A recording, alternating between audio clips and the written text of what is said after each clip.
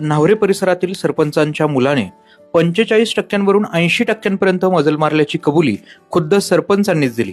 परत मला काळजी वाटत होती पास होतो का नाही होतं, कारण ते ना 9वी मध्ये होता ना शाळेत, मल्लिकार्जुन विद्यालयामध्ये. तिथं पण तास लावले आपण, तर त्यावेळेस त्याला 45% मार्क पडले. कारण कोरोनामुळे थोडं पोरांचा अभ्यासक्रम मागे गेलता. म्हणलं 10वीत तर काही पास होतं का नाही होतं, पण ज्ञानसागरला आपण तास लावल्यानंतर तिथं आपण निर्णय घेतला लावण्याचा. ते पण म्हणलं इथं चांगलं शिकावतात असं तसं ऐकलं होतं ना. मग तिथं तास लावले आपण, तर त्याला जवळजवळ 79% 20 पॉईंट पडले. म्हणजे जवळजवळ 80% 80% पडले त्याला. यशस्वी विद्यार्थ्यांसोबतच त्यांच्या पालकांचा व शिक्षकांचा गुणगौरव झाल्यानंतर मुलांसोबत त्यांना मिळालेल्या यशासंदर्भात चर्चा केली. न्हावरे परिसरामधून प्रथम आलेली 10वीच्या परीक्षेत प्रथम आलेली वैष्णवी इंगळे आपल्या सोबत आहे.